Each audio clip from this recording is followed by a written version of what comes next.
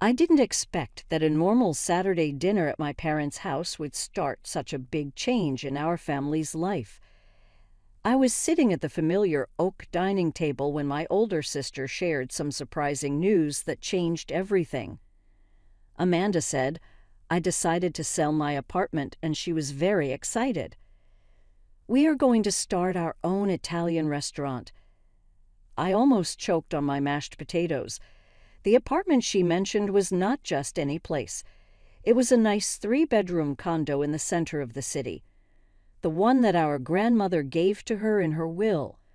Her husband, Mike, nodded with excitement, his fork moving up and down as he talked. I understand a lot about Italian food, and Amanda has worked in restaurants, so we are well qualified. I saw my parents smile with pride. Mom put her hands together happily, and Dad smiled with pride. "That's a great idea, sweetie," Mom said with excitement. "You have always been really smart about business." But something felt off to me. Call me boring, and I've heard worse, but as a financial manager, I always think about the practical side of things. "Did you really think about all the risks?"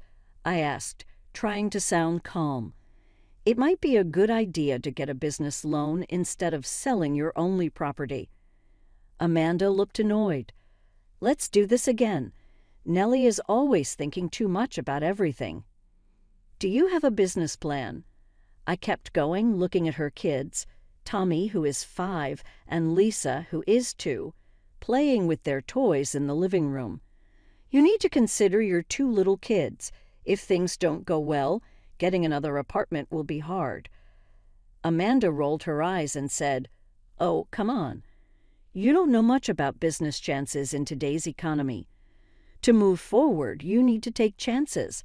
You can't just wait for success to come to you."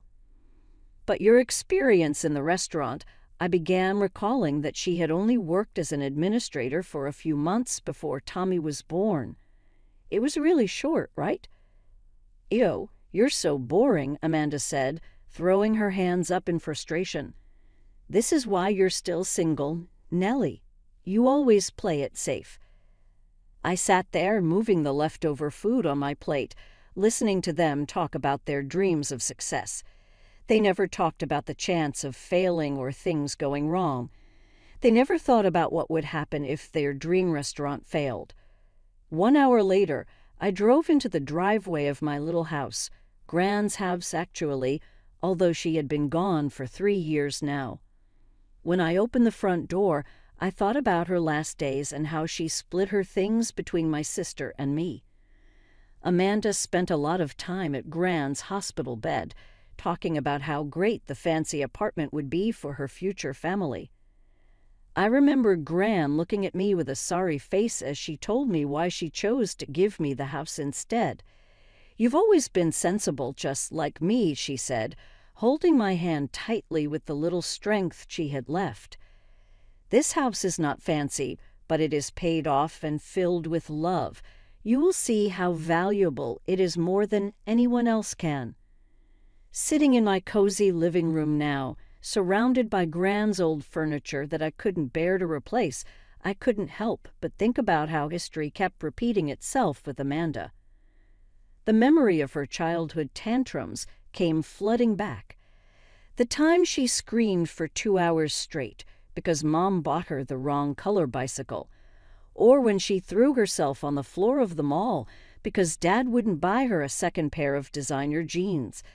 There was also that memorable Christmas when she refused to speak to anyone for 3 days because she got the previous year's iPhone model instead of the latest one. Our parents had nodded along to whatever scheme she cooked up, praising her creativity and ambition while dismissing my concerns as negativity. Even when she dropped out of college because classes were boring and she wanted to find herself, they supported her decision wholeheartedly. I made myself a cup of tea in Gran's old porcelain cup, trying to push these thoughts aside. I had my own life to focus on. My job at Henderson Financial was demanding but rewarding, and I had a major project presentation coming up that could lead to a promotion. Our team was working on restructuring a client's investment portfolio, and I needed to be sharp. Amanda's restaurant dreams weren't my problem, and dwelling on them wouldn't change anything. But exactly 1 month later, my phone rang during my lunch break, just as I was reviewing the final numbers for my presentation. Mom's name flashed on the screen, and I felt a strange sense of foreboding. "Nellie, you won't believe it," she practically squealed, her voice high with excitement. They did it. They sold the apartment and found the perfect location for the restaurant. It's right on Madison Street, you know, where all those trendy places are. Mike is already working on the menu. He's got such wonderful ideas. Fusion Italian cuisine. Can you imagine? And Amanda. Oh, you should see her Instagram posts about the restaurant. She's going to be such a successful businesswoman. She's already got over 1,000 followers for the restaurant page. I gripped my phone tighter, feeling my knuckles turn white. Where are they living now? They found a nice rental, Mom replied breezily, as if they hadn't just sold their only real estate asset. I'm watching Tommy and Lisa while they get everything set up. It's so exciting. They're talking about having a big grand opening party next month. I stared at the financial report on my desk, thinking about the massive risk my sister had just taken. The statistics about restaurant failures in their first year flashed through my mind. I'd looked them up after that dinner, and they weren't pretty. 2 months passed in a blur of work deadlines and quiet evenings at home before I received Amanda's message. The invitation popped up on my Instagram feed, an elaborate digital card with gold lettering announcing the grand opening of Bella Italia.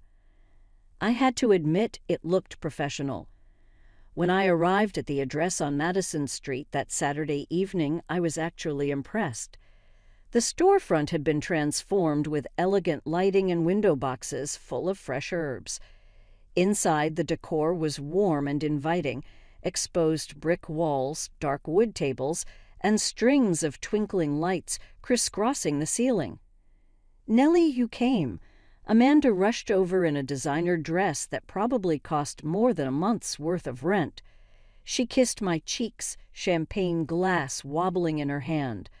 The place was packed with familiar faces, cousins, aunts, uncles, old family friends, and Mike's entire extended family. Mom and Dad were holding court near the bar, Dad's voice carrying across the room as he gestured enthusiastically. "Just wait and see," I overheard him telling Uncle Jim. "Amanda is going to be the next big name in the restaurant business. She's got that entrepreneurial spirit, you know, not like Nellie. She'll probably work for other people until she retires." Mom nodded along. "Some people are just born leaders, and others, well, they're more comfortable following." I pretended not to hear them as I made my way to the appetizer table. Their words didn't sting as much as they might have once. I'd long ago accepted that I'd never be the daughter they bragged about at family gatherings. "Congratulations," I told Amanda sincerely, raising my glass. "The place looks beautiful." "I hope it's a huge success." The next few months fell into a pattern. Every Sunday dinner at our parents' house became a progress report on Bella Italia. Amanda would sweep in, sometimes with the kids and Mike, sometimes just with Tommy and Lisa in tow, and dominate the conversation with tales of her budding restaurant empire. "That's our girl," Dad would beam. Always knew she had it in her to be a successful entrepreneur. "It's in her blood," Mom would inevitably chime in. "Not everyone has that drive," she'd add, shooting meaningful glances my way. Amanda would smirk at me across the table, that same superior look she'd had since we were kids, and she'd gotten her way yet again. But one evening when the conversation turned to actual numbers, I couldn't help myself. "How's the revenue looking?"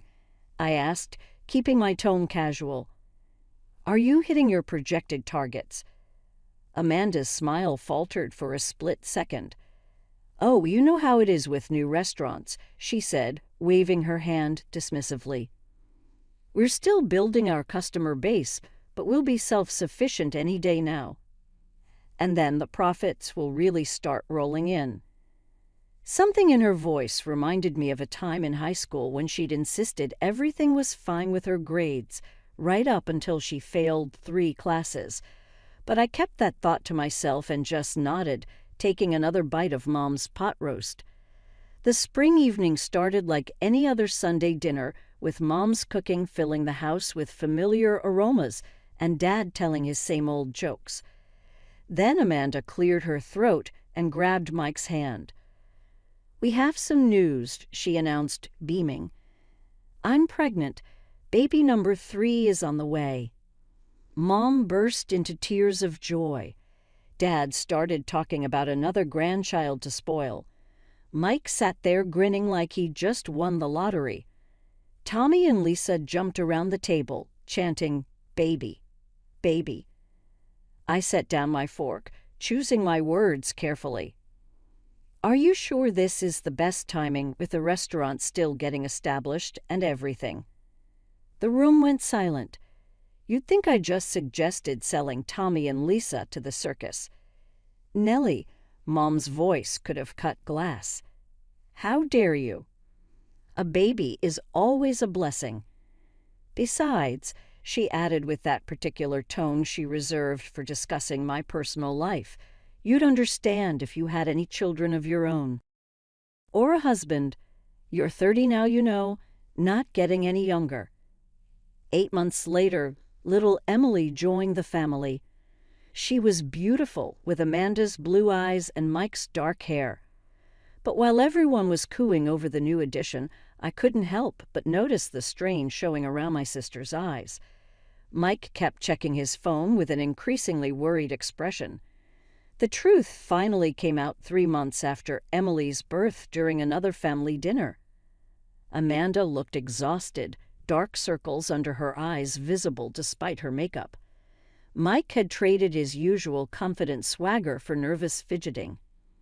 "We're having some challenges at the restaurant," Amanda admitted, pushing her food around her plate. The words seemed to physically pain her. "The staff turnover is killing us. We've gone through 6 head chefs because Mike keeps wanting to innovate with the menu." She took a shaky breath. "We've had to take out a business loan just to keep things running. The numbers they're not what we projected." I sat there in silence, remembering all my questions about their business plan from that first dinner.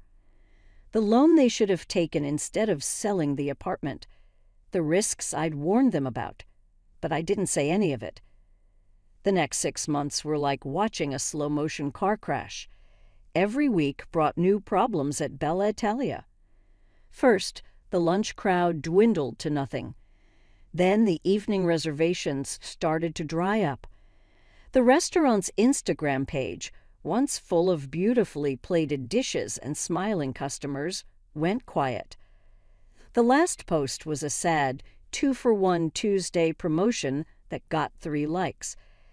I heard most of it through Mom's daily phone calls to update me on the situation.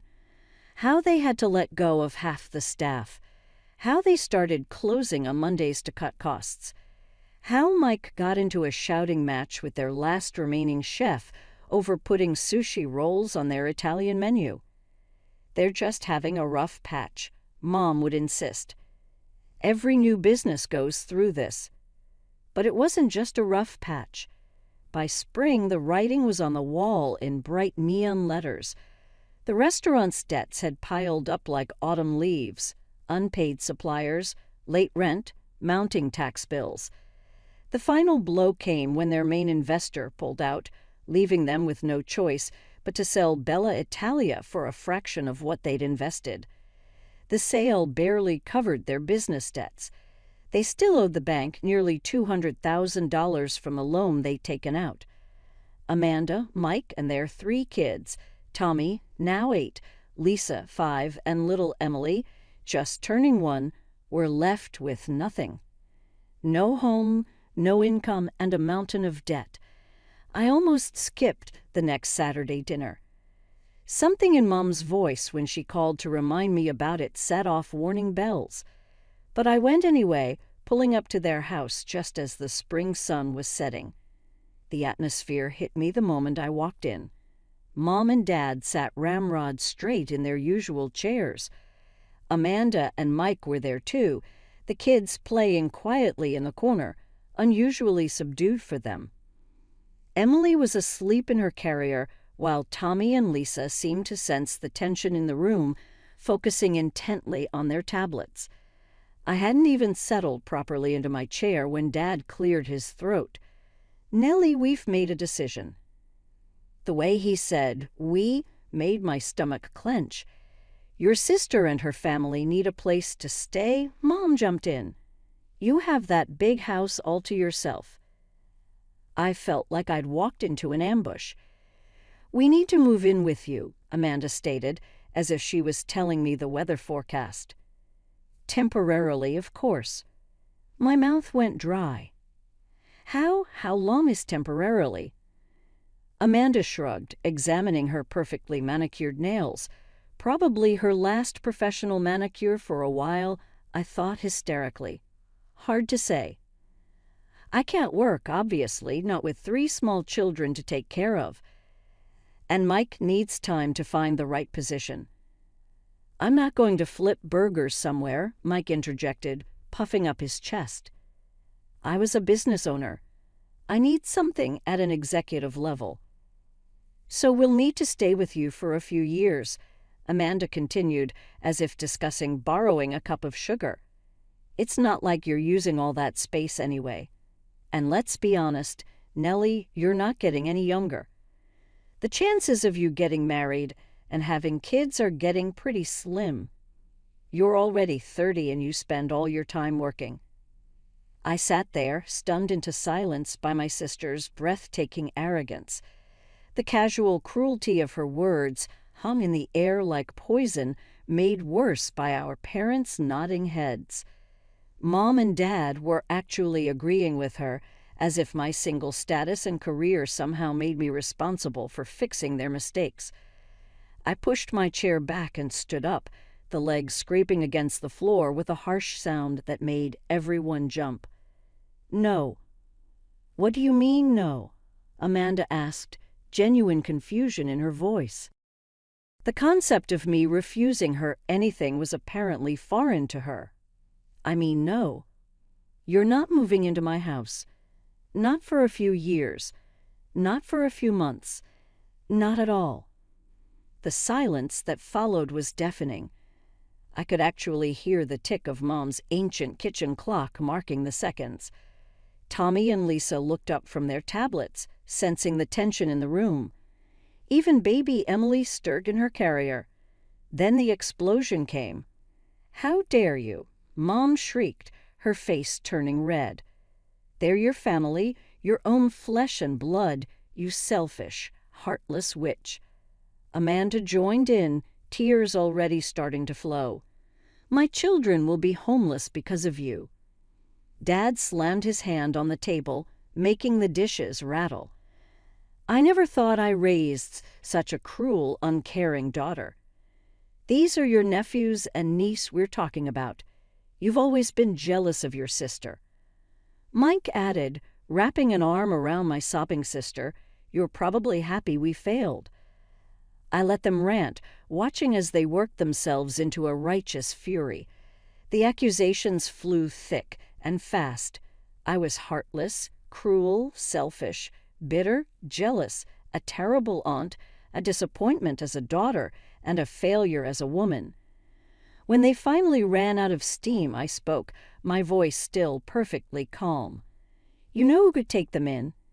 You could, Mom and Dad, since you supported their brilliant business plan so enthusiastically. Since you cheered them on when they sold their only home.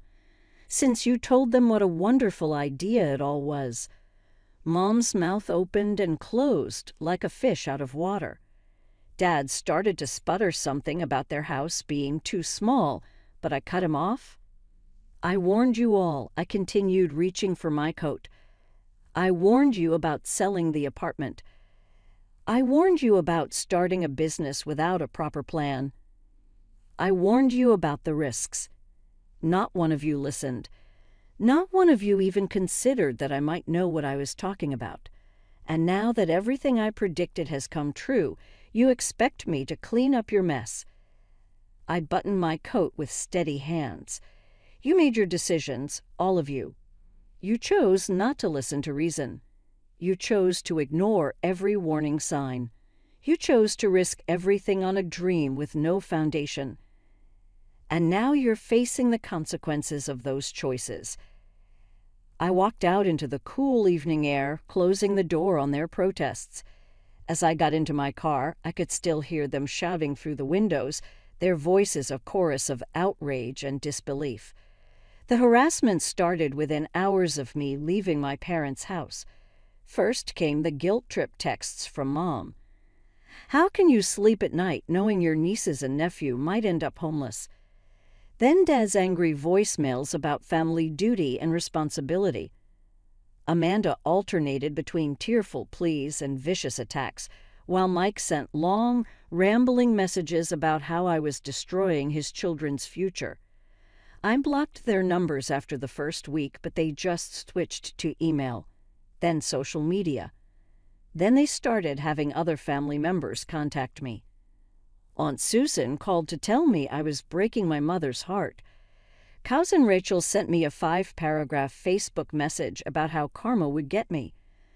Uncle Jim cornered me outside my office to lecture me about family values. I weathered it all, focusing on my work and the peace of my home. But I wasn't naive. I knew my family well enough to know they wouldn't just accept my refusal. That's why I called a locksmith the very next day after that disastrous dinner. The locks were changed, a security system was installed, and cameras were placed at strategic points around the house. Smart thinking, as it turned out. I was driving home from work one Wednesday evening when I saw them. Amanda, Mike, and the kids were camped out on my front porch, surrounded by suitcases and boxes. Tommy was sitting on a large duffel bag, looking bored. Lisa was crying, and Emily was fussy in her carrier. Mike was jiggling my doorknob with what I assumed was my mother's spare key. I pulled into my driveway and got out of my car, unable to suppress a laugh at the scene before me. They all turned at the sound. "Something funny?" Mike snarled, still trying to force the key into the lock. "Actually, yes," I replied, leaning against my car. "Did you really think I wouldn't change the locks after that dinner? The alarm system's nice, too. It's already sent 3 notifications to my phone about attempted entry." Amanda stepped forward, her face twisted with anger. "You can't just leave us out here." "We're your family." "You're trespassing," I corrected her. "And if you don't leave immediately, I'll call the police." I pulled out my phone to demonstrate I wasn't bluffing. "You wouldn't dare," Mike growled, taking a threatening step toward me. I held up my phone, showing them the 911 already dialed, my thumb hovering over the call button.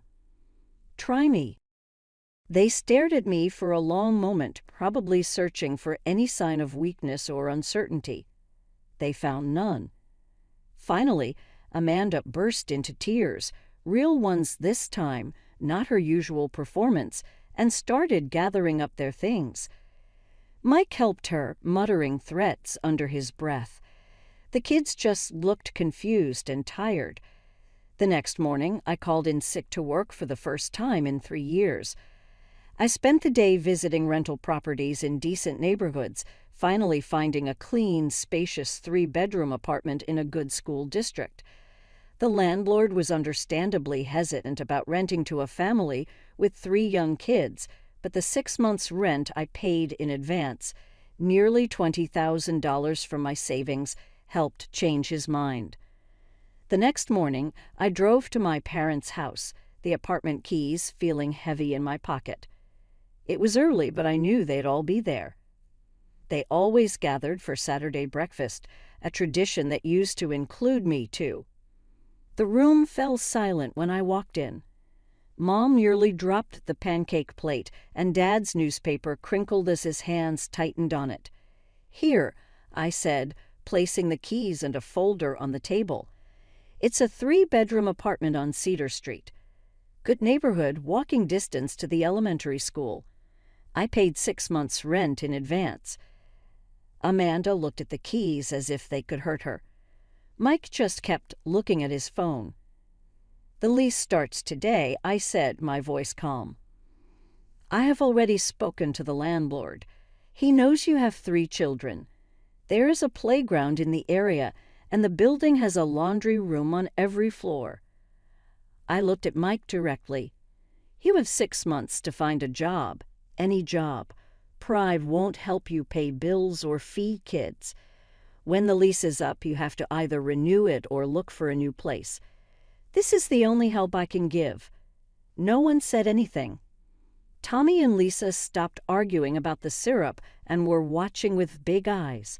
Even Emily felt the tension. Her small hand stopped halfway to her mouth with a piece of pancake. "Is that all?" Amanda finally asked, her voice filled with bitterness. "Do you really believe that giving us money can fix the fact that you ignored your family?" I stared at my sister, truly stared at her. The spoiled teenager who always got what she wanted became a spoiled adult who never learned to deal with the results of her actions. "No," I said in a calm way. "Money doesn't fix anything. It's the right thing to do. What comes next is your choice." Mom began to talk, maybe to give another talk about family responsibility, but I raised my hand. "I'm finished. I helped because those kids need a safe home, but I won't support this behavior anymore. You all picked what you wanted. Now you must stay with them." I went away without waiting for an answer. While I was driving home, I found myself smiling. It wasn't because I was happy about what happened, but because, for the first time, I felt really free from their expectations and control. It has been 3 months since that time. Aunt Susan still talks to me, but she disapproves. She says Amanda and her family are living in the apartment I rented. Mike hasn't found a job yet. It seems that because he used to own a restaurant, he thinks he is too good for regular jobs. Amanda often shares her struggles on social media, talking about how tough her life feels. Mom and Dad keep helping them by watching the kids and bringing them food. I haven't talked to any of them since that morning. I have begun evening classes in investment management. It's something I always wanted to do, but I didn't have the energy for it before. Last week, I got a promotion at work. I am now a senior financial manager, and I have my own team. Hi, everyone. Honestly, Deborah Messing here is not sure where to start. At 33 years old, I'm doing great in my marketing job and felt I had last worked out how to handle all the drama in my family. All changed, though, when my younger sister Janet began organizing her wedding. I wanted nothing more than to assist her to design the ideal day, but I soon found it would be far more difficult than I had thought. Our dad, Jeremy, loomed largest shadow over the whole affair. He never has been the same after his divorce. He's been struggling and sliding farther into a drinking and bad decision loop. And Julie, his current girlfriend, is among the worst decisions he has taken. I couldn't get rid of this unpleasant feeling from the minute I met her. She simply didn't sit right with me. Janet abruptly turned to me one afternoon as she and I were selecting arrangements from a floral shop, her face darkened with anxiety. Her voice gentle but slightly desperate. "Deborah, do you think Dad will actually show up sober?" Breathing deeply, I tried to remain hopeful for her benefit. "I really hope so," I answered, trying to grin. "For your sake, Janet, I really do." Deeply down, though, I wasn't sure. The closer we got to the wedding day, the more I felt like I wasn't simply her maid of honor. Hoping for the best felt inadequate. I was full-time peacekeeper starting now. Aaron, my boyfriend, was a rock throughout. He was always able to help me to cool off when I was whirling.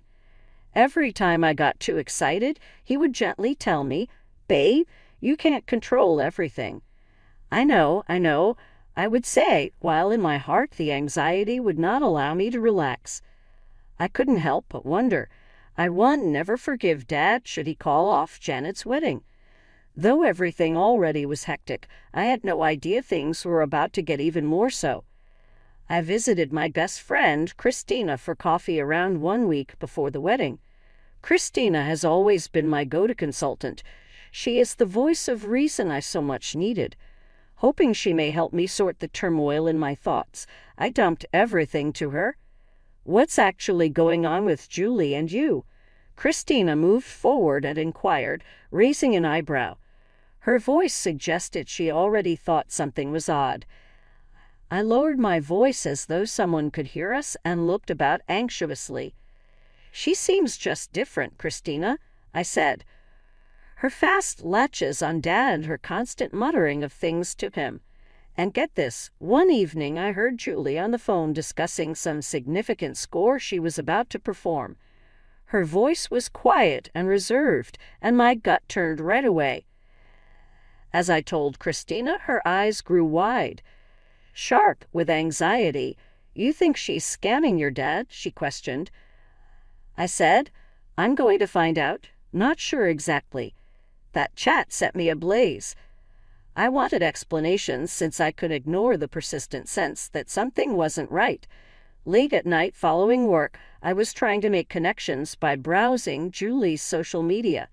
In an attempt to clarify her unexpected presence in Dad's life, I even made subdued calls to a couple of his old pals. I became more uncomfortable the more I dug. It was like trying to fit together a puzzle, but I wasn't sure what picture would show up once it was finished. Janet and I were at the site making some last inspections the day before the wedding. The decorations were coming together exquisitely, and for a moment I let myself unwind. But that peace broke when Dad and Julie arrived uninvited. "Daddy!" Janet cried and raced to meet him, outstretched arms. She seemed happy, but my heart fell the instant I saw him. He was already inebriated. His smile was haphazard and his words garbled. Julie, on the other side, seemed calm, too composed. Her keen eyes flicked over the space as if she were sizing everything. She purred, putting her arm around Ander.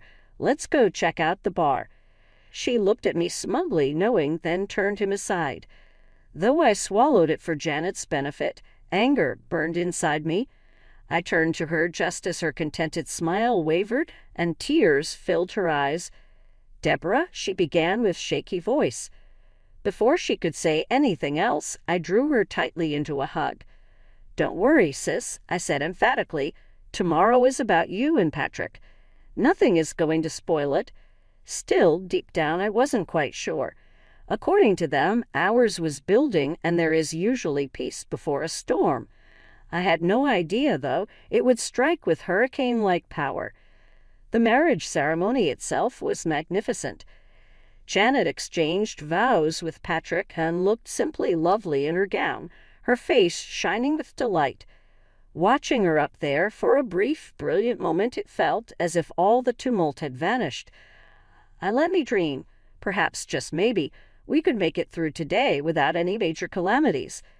That delicate hope, though, could not endure. My tummy fell the minute we entered the reception. Dad was there, drink in hand, by the bar, Julie clutching to his arm as though she were terrified to let go. His laughter was way too loud, and his face reddened. His drunkenness was blatantly clear once more. Aaron, who had been at my side all day, bent in close. His voice sounded subdued. Sensing my strain, he inquired, "You okay?" Trying to control my breathing, I tightened my hands. Muttering, "I have to hold it together for Janet," I forced a stiff smile. Still within, though, I was raging. All I wanted was for Janet to have the ideal day she so well deserved. I knew the storm was about to break, and it wouldn't be beautiful, as I watched Dad stumble over to a gathering of visitors, splashing his drink and laughing too loudly. though deep down I knew it was only a matter of time before things spiraled out of control. I forced a smile and murmurs assurances. As nighttime progressed, the tension in the room grew thicker. Dad's laughter grew louder, his motions sloppier, and Julie's eyes flicked over the stadium with a glitter that twisted my gut. Something felt profoundly wrong, and I couldn't get rid of the discomfort. Janet murmured, pulling on my arm, "Deborah?" her voice quivering. "Dad is creating a scene here." I went to her and forced a confident voice unlike what I could feel. "I will handle it," I said. Breathing deeply, I went toward where Dad was trying an unsteady Macarena, laughing loudly and almost falling over with every step. He seemed to have no shred of self-awareness or a concern in the world. Keeping my voice as cool as possible, "Dad," I added, "let's step outside for some fresh air." He mumbled, "Nonsense," waved me off dramatically. "I'm celebrating the big day of my baby daughter." He tried a sloppy spin and almost knocked over an adjacent table. Julie appeared by his side, firmly clutching his arm before I could stop him. She yelled, "Leave him alone," her tone tight and defensive. "He's simply having fun." I answered calmly, "This isn't about fun," but my voice was tight with irritation. "It's about honoring Janet on her big day." Julie's eyes narrowed and her lips curved into a scowl. "You believe you're absolutely flawless. Always present as though you are in charge, as though you are superior to everyone else." The words struck a chord. Though I attempted to keep my voice calm, I felt the heat climb in my chest. This relates to Janet, not me. She deserves more than this circus offers. The dispute grew rapidly, and I signaled for us to move into a quieter corner so that things wouldn't blow out right in the heart of the reception. But with every exchange, our voices became higher, the strain between us spilling over. "You know nothing about our family," I spat, my tolerance fraying as I glared her down. Julie's face sank darkly. "Your dad prefers my company over yours," she said. "I know one thing." The words hit like a slap. Something inside of me caught fire. "Oh, quite literally," I shot back, my voice shaking with rage. "Is that before or after you empty him of his money, Julie?" Her expression contorted with rage, and before I could register what was happening, she pushed at me. She took off her heels sandal one quick sweep and swung it toward my head. As I felt the painful impact of the heel striking my temple, time seemed to slow. My cranium hurt, and all around me anarchy broke out. Visitors scattered and yelled.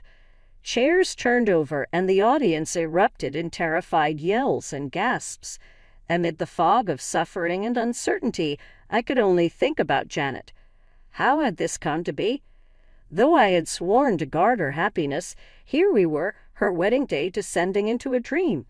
In the throng, I saw Janet's shocked expression. Patrick held her back, paralyzed in shock, his arms wrapped defensively about her as she wept. Knowing this was meant to be her perfect day, and it was anything but, my heart broke at the sight. Security arrived, grabbed Julie, and hauled her away as she struggled and yelled obscenities at everybody within earshot. Her piercing shrieks accentuated the anarchy in the venue. Dazed, I stood there, gripping the side of my head, and felt the throbbing agony from the blow and tears sting. The once jolly gathering around me now was a flurry of scattering visitors, knocked down decorations, and startled muttering. Janet would treasure this day of celebration as a lifelong memory. Rather, it had descended into a nightmare none of us would forget. As the cops arrived, my stillness matched their eerie lighting over what ought to have been a glorious evening. Julie was hauled away in shackles, her rebellious yells resounding through the night. I saw Dad in that fleeting instant. He appeared totally lost, pain and uncertainty on his face. I realized, for the first time, things would never be the same. The days following the wedding blurred. Between submitting police reports, interviewing people, and spending many restless nights, I felt as though I was living in an endless dream. Every sound made me leap. The picture of Julie lunging at me with her sandal kept playing in my head over and over like a terrible, relentless loop. My support through all. Aaron held me near every night. The dreams struck. "You're safe now, Deborah," he said, his voice calm and reassuring. But feeling safe seemed unattainable no matter how often he repeated it. How could I, when the girlfriend of my own father had abused me during the wedding of my sister? From something like that, how could one possibly start to recover? Janet was a wreck quite naturally. She looked like a shell of herself when I visited her about 1 week later. She can even meet my stare. Her formerly brilliant eyes were dull. All those months of preparing? She continued, her voice weighed with grief. And for what? My wedding will always be recalled as the day someone sought to harm my sister. "Janet, I'm so sorry," I said, the guilt pressing down on me. Had failed, having sworn to guard her happiness. She nodded, cutting me off. "I know it's not your fault, Deborah, but still I can't help feeling like our family is cursed or something." Janet was drowning in her own suffering. Dad was living in total denial. He contacted me nonstop, leaving voicemails that caused my blood to boil. "Deborah, sweetie, let us not blow this out of proportion." One message started. Julie simply felt agitated. She intended no injury at all. After all she had done, hearing him defend her like that caused my stomach to turn over with wrath. How might he explain her behavior? Still on her side, how could he be? Dad showing up at my apartment drunk on alcohol a few days later marked the last straw. When I opened the door, he was slightly swaying with glazed, unfocused eyes. "Dad, you'd have to leave," I murmured, my voice as steady as I could have controlled. "But Pumpkin, we're family," he said, his voice sad. "We need to stick together." Looking at him, something hardened inside me. This fractured, unrecognizable guy who had before been my father. "No, Dad," I responded with great conviction. "We're done. I'm not able to do this anymore." The hurt in his eyes almost caused me to waver.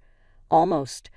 But I knew I had done the right thing when I closed the door in his face. If I kept opening some cuts, they wouldn't heal. My always driven best friend, Christina, had decided to investigate Julie's past. She gave me a call over to her apartment one evening, her voice slightly urgent. She piled papers across her coffee table when I arrived. "Deborah, look at this," she said, sounding austere. "Julie's got a record. Assault, fraud, theft, you name it." My thoughts whirling, I looked at the documents in incredulity. There it was, black and white evidence of everything I had suspected but never had the confidence to say. Julie was dangerous, not only nasty.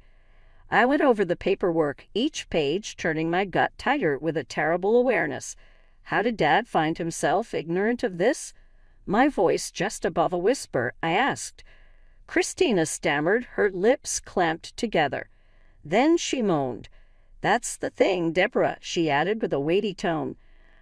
I believe he understood. The truth struck me like several tons of bricks. I looked at her, ready her to say she was mistaken, but she wasn't. Joint bank accounts, dubious money transactions, and other financial red flags all pointed straight forward for me. It was not only that Julie had controlled Dad. She had taken part. He was an accomplice, not only a victim. One of the worst things I have ever had to do was tell Janet what we had found. We sat in her little, comfortable kitchen, the unopened wedding presents piled in the corner like relics of a dream turned sour. Tears running down Janet's cheeks, she said. "I can't believe it. How could he treat us? How could he let her?" She shook her head, then trailed off. I no longer even know him. My heart throbbing for her, I reached for her hand. "I'm not sure Dad is either," I said gently. "But just now we have to guard ourselves. This cannot bring us down. We cannot let it." Janet stared up at me, her tear-streaked face stiffening with will. "I am here with you, Deborah, always. Her woe gave me strength, but it did not clear the shame that hung over me. I had so completely wrecked whatever remained of Dad's life by revealing his crimes. Deep down, though, I knew I wasn't the one who had wrecked him. He had accomplished that all on his own. On my own, the combination of guilt, doubt, and wrath grew intolerable. I thus resolved to seek assistance. That's how I found myself attempting to make sense of the mess my life had gotten me seated in a therapist's office for the first time. It's normal to feel conflicted, my therapist, Dr. Frank, said to me in one of our sessions. Her voice was like an anchor in the tempest of my feelings, quiet and consistent. You've experienced something horrific. You are bereaved of the father you knew. I watched my hands and felt the sting of tears. I wasn't ready to weep. But shouldn't I despise him after all he has done? There's no should when it comes to emotions, she said gently. What's vital is that you acknowledge how you feel and give yourself the space to work through it. She remarked, working through it seems straightforward, but it wasn't. The hurt, resentment, and treachery did not go away overnight. But that day when I left her office, I sensed a faint flutter of hope. Though hardly much, it was a beginning. Perhaps, just perhaps, I could reconstruct something decent from the remains of my family's history. 5 months following the wedding to Gokul, I discovered I was in a position I never would have imagined, happy. In spite of everything, I came to see I was surrounded by love and encouragement. Janet, Aaron, Christina, and I developed into an unbeatable group. Our common suffering has created a link far stronger than before. The 4 of us were seated around my dining table one evening enjoying food and jokes. The place exuded warmth, the kind of delight I had once dreaded I had lost permanently. Janet lifted her glass, a tiny but real smile flashing over her face. To new beginnings, she murmured in a steady, hopeful voice.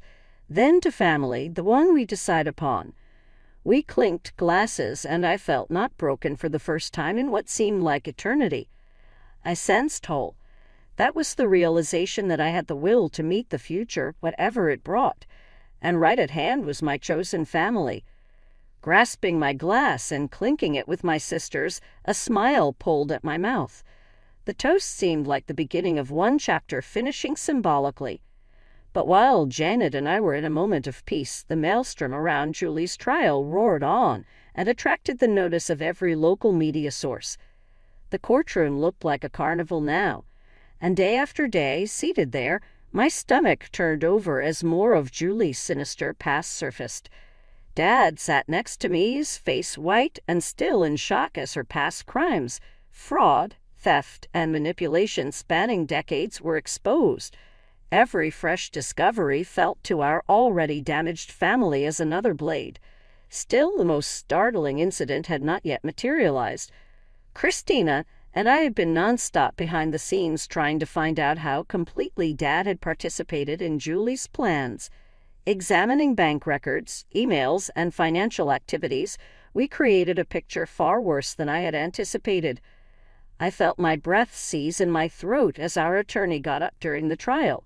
Your Honor, he said, his voice firm and clear, we have documentation proving Jeremy Messing's involvement in Miss Lang's fraudulent activities. The courtroom went still, and I heard Dad gasp hard next to me. I refused to look at him. At last the truth was on show. He was more than just Julie's manipulated victim. He had been involved actively in her plans. My personal life unexpectedly and favorably changed as the legal drama developed. My employer phoned me into his office one lovely Thursday afternoon. Unknowing what to anticipate, I stammered in.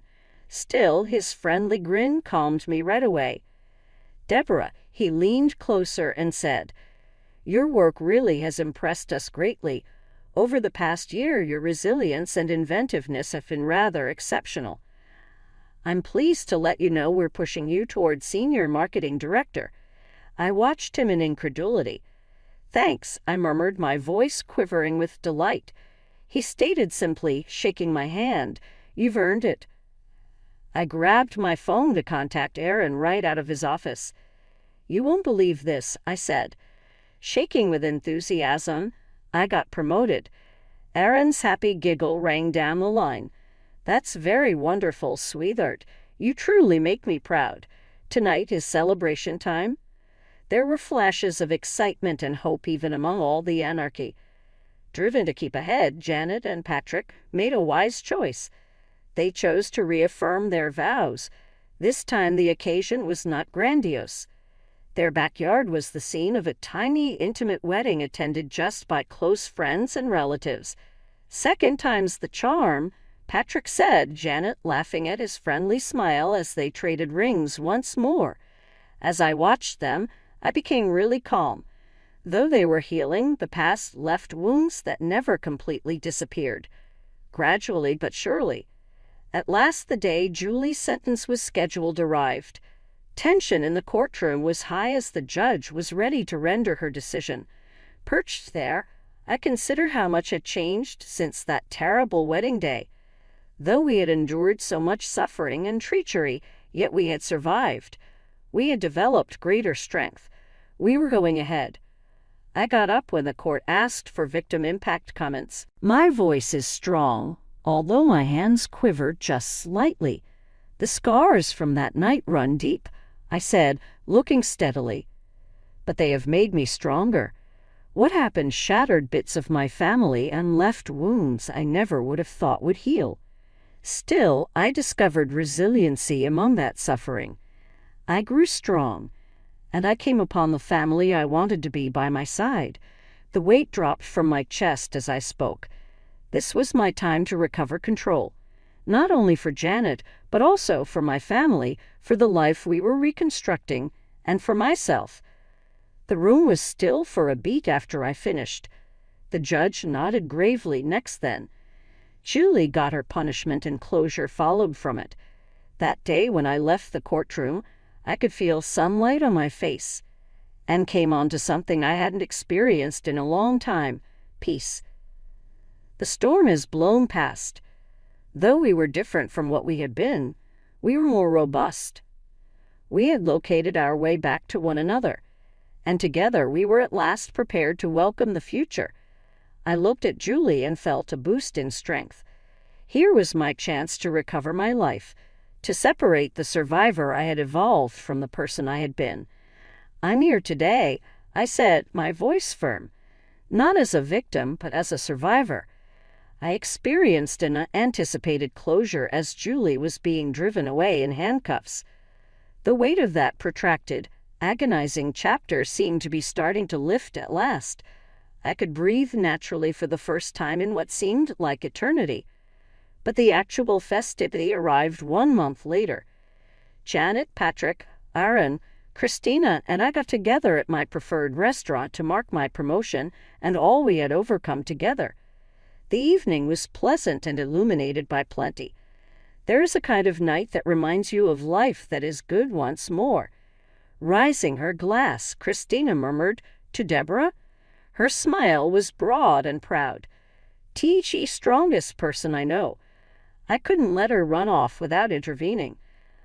I said to all of us, raising my glass and looking around the table, these were the folks who had supported me over the toughest year of my life, the people who never let me fall when everything felt as though it was collapsing. For proving that family is about loyalty and love rather than only blood, as we told stories, mocking one another and remembering the highs and lows, we clinked glasses and laughed aloud. Something changed within of me. I became aware of how much had changed in me as much as in my life. The preceding year had resembled a nightmare of suffering, treachery, and loss. Oddly, though, it had also been a gift. It had revealed me the people truly important, showed me my potential strength, and gave me the bravery to cut out the poison dragging me back. Surrounded by individuals who truly loved me, sitting there I experienced peace, something I hadn't felt in a very long time. Not the ideal happy ending I had hoped for as a small child. It carried memories I hope I could remove as well as scars. But that made it lovely as it was real. I felt forward looking for the second time in years. The family I had located, The love all around me and the power I had discovered within of me made me appreciate things. And thus, at least in this chapter of my life, ends my story. Now, though, I find myself wondering, in my position, would you have given your father another opportunity following all he accomplished? Alternatively, might you have maintained those limits as I did? This is a difficult choice, and I know many of you have dealt with poisonous family members in such manner. I would be much interested in your opinions. Comments allow you to share your experiences. From your personal life, how have you managed challenging family dynamics? Should my narrative strike a chord with you, kindly click that like button and give subscription consideration for more true tales and candid discussions on negotiating difficult relationships. Some thought. Sharing gives us strength collectively and maybe even helps someone else negotiate the storm.